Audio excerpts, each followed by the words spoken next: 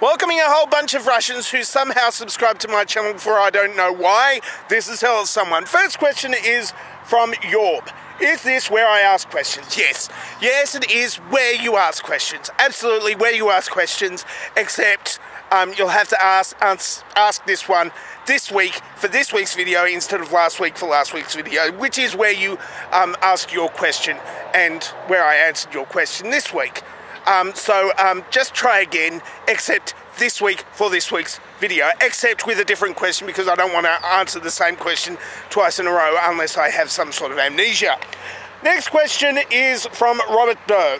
According to common implementation of Godwins law, a conversation in which Hitler and or Nazis are brought up for the purpose of analogy ends with a conversation and rebukes the comparison.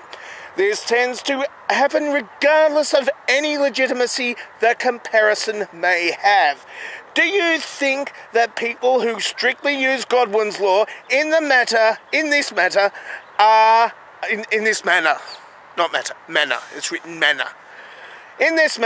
kind of acting like Nazis?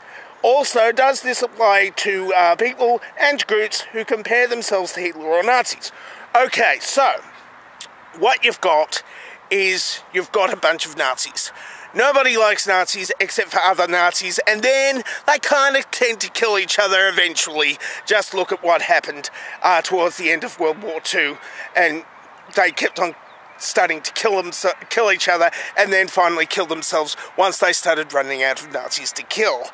So, now, comparing yourself to Nazis might not be a really good comparison, except some of them were natty dresses, the ones who wore black with the little skulls on them. They were snazzy dresses, but they were evil nonetheless. So if you are doing some sort of fashion sort of runway sort of duel, you might not want to go up against a member of the SS. Unless you're just going to punch them in the face, then go up against the SS, because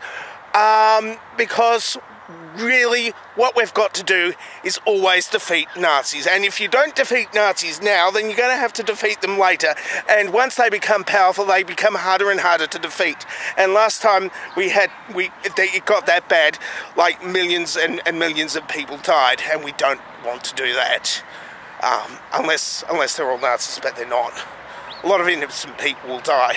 So just defeat them now by punching them in the face and taking their hat. Because most of them have snappy hats. Just take the skull off them, because that's kind of gauche. Kind of over the top. Next question is from Joe Freddy. Why won't you tell us what is really going on? Is it A, because they have paid you the big bucks to keep quiet, B, they have threatened the ducks, or C, it appears to your twisted sense of humour to keep us in the dark? Well, if they did threaten the ducks, then I would approve, because quite frankly the ducks are getting a bit of a nuisance, and each time I try to sell them, some of them hide, and they come out of hiding after they get sold, and then they breed a bit more, and we have the same duck problem as we've had before. So it's not the second reason, and they haven't been paying the big bucks to me at all. So it must appeal to my twisted sense of humour to keep you in the dark. Either that, or I don't know really what's going on at all. Next question is from Ken Lee. Have you walked barefoot in fresh snow yet? It's the last question of the day. Well, considering I have never seen snow. I'm an Australian, and snow. I've looked up snow. It's one of those Christmas things, isn't it? You know, one of those Christmas things like Santa Claus and Jesus that don't exist at all. And because it doesn't exist at all, I'm not able to put my feet in the snow, in the fresh snow, or the yellow snow, or the dehydrated snow, or the reconstituted snow, or anything like that. I just can't do it. There's no way I can actually manage to do it because it doesn't exist. But in my fantasies, of course, it might exist. I mean, and young women who aren't wearing much will be throwing it at Chevrolets. That's in my fantasies. Well, it's the stock footage I had available at the time. Yeah, which is my fantasies. My fantasies are a 1930s Chevrolet ad. They were good cars at the time, I think.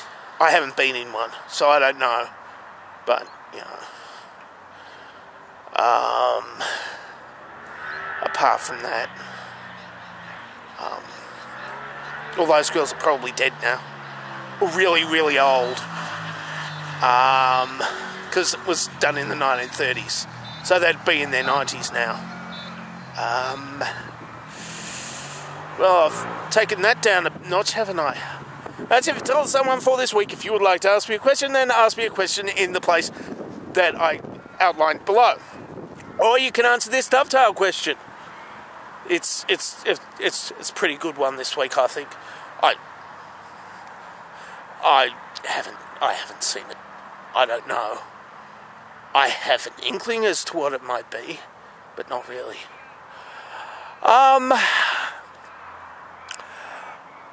I'm dangerously talented and I don't have a cool sign off. Hey, this time I actually pressed the red button and it recorded. That was